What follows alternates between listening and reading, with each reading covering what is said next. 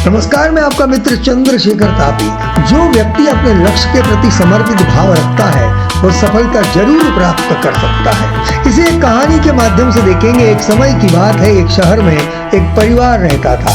उस परिवार में माता पिता और उनके 2 बच्चे रहते थे। बच्चों के पिता स्कूल में शिक्षक थे।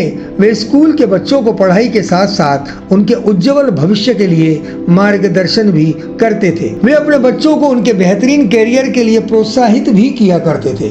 उनकी बेटी मेघा बीएससी अंतिम वर्ष में पढ़ रही थी और साथ ही कॉम्पिटिटिव एग्जाम की भी तैयारी कर रही थी। उनका बेटा राघव एमकॉम कर रहा था और वो एक सफल व्यवसायी बनने का सपना देखा करता था। शिक्षक के घर में किराए से एक लड़की रहती थी, उसका नाम नेहा था। वो पीएचडी कर रही थी। मेघा और नेहा दोनों अच्छी सहेली बन गई थी। मेघा हमेशा नेहा को दीदी कहती थी। एक दिन नेहा ने मेघा को मार्केट करने के लिए कहा। मार्केट जाते समय मेघा ने नेहा से पूछा कि दीदी, आपको मार्केट में क्या काम है? तब नेहा ने कहा कि पीएचडी में हमें थीसिस बनानी होती है, उसी के लिए कुछ सामान खरीदना था।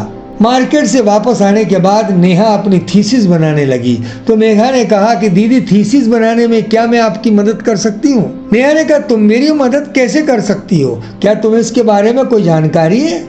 इस पर मेघा बोली कि दीदी, मैं पिछले साल मेरे बुआ के घर गई थी तो उनके बेटे ने भी थीसिस बनाई थी और उन्होंने कैसे बनाई थी मैंने वो सब देखा था, इसलिए मुझे इस बारे में बहुत कुछ पता है। नेहा बोली, ये तो बहुत अच्छी बात है। अब दोनों मिलकर थीसिस बनाने लगी। मेघा ने नेहा से उसकी रिसर्च दिखाने को कहा। जब नेहा ने अपनी रिसर्च मेघा को दिखाई तो वो बोली कि दीदी, आपने रिसर्च तो बहुत बढ़िया की है। अगर आप थीसिस बनाते वक्त तो उसमें कुछ लेख, रिसर्च से संबंधित डेटा और भी नई नई बातों का समावेश करेंगे तो आपकी थीसिस और भी बढ़िया बनेगी। अब नेहा ने मेघा के कहे अनुसार थीसिस बनाना शुरू किया और कुछ दिन के बाद थीसिस पूरी होने के बाद नेहा ने कॉलेज में जाकर अपने गाइड को दिखाई।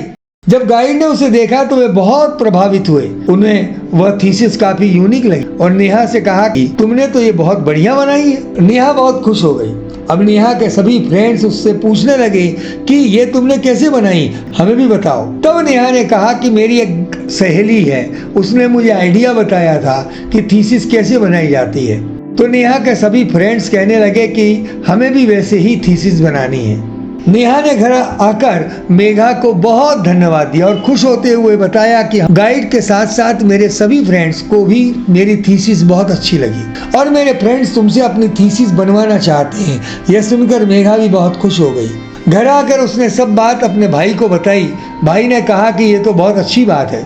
तब मेघा ने कहा कि भाई, हमारे घर में कंप्यूटर तो है, क्यों ना हम थीसिस प्रोजेक्ट बनाने का काम शुरू करें, जिससे स्टूडेंट्स को मदद हो जाएगी और हमारी भी आमदनी हो जाएगी। उसके भाई को ये आइडिया अच्छा लगा। बच्चों ने ये आइडिया अपने माता पिता को बताया तो उन्हें भी ये आइडिया अच्छा लगा।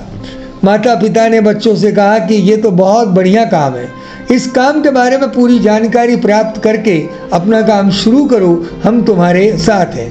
दोनों भाई बहन ने इस बारे में और अभ्यास किया, रिसर्च किया और अपनी पढ़ाई के साथ साथ घर से ही थीसिस प्रोजेक्ट बनाने का काम वो दोनों करने लगे।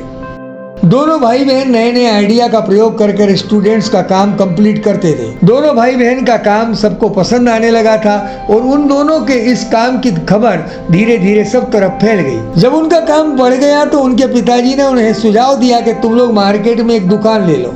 उन दोनों को अपने पिता का ये सुझाव बहुत अच्छा लगा और उन्होंने पिताजी की मदद से मार्केट में एक दुकान ले ली और उसमें अपना काम करने लगे। वे दोनों बहुत अच्छी तरह से अपना काम कर रहे थे। इसी बीच नेहा की पीएचडी भी पूरी हो गई। वह मेघा और उसके भाई के काम से बहुत खुश हुई। नेहा ने कहा कि तुम दोनों बहुत अच्छा काम कर रहे हो। मेघा ने अपने इस काम के साथ साथ बीएससी की पढ़ाई पूरी कर ली थी और बैंक की परीक्षा भी दी थी। दोनों भाई बहन अपना काम बड़ी लगन से कर रहे थे। ये देखकर उनके माता पिता बहुत खुश होते थे। कुछ दिनों के बाद मेघा का रिजल्ट आया, जिसमें वो फर्स्ट क्लास में पास हुई और उसका सिलेक्शन बैंक में हो गया। उसके बाद राघव ने दिन रात मेहनत करके इसी काम को बढ़ाते हुए अपना खुद का एक व्यवसाय शुरू किया। कुछ समय बाद खुद के एफर्ट्स की वजह से वह एक सक्सेसफुल व्यवसायी बन गया। श्री कृष्ण कहते हैं कि जो अपने लक्ष्य के प्रति समर्पित है वो सफलता की ऊंचाइयों को छू सकता है। आप सभी का जीवन आनंदमय हो, सफल हो, मंगलमय हो। यदि आपने मेरा चैनल सब्सक्राइब न किया हो तो कर लीजिए। Thank you very much. अपने मित्रों को भी ये कहानी शेयर करिए और बताइए कमेंट में कि कैसी लगी। God bless you, be happy, be healthy, be successful.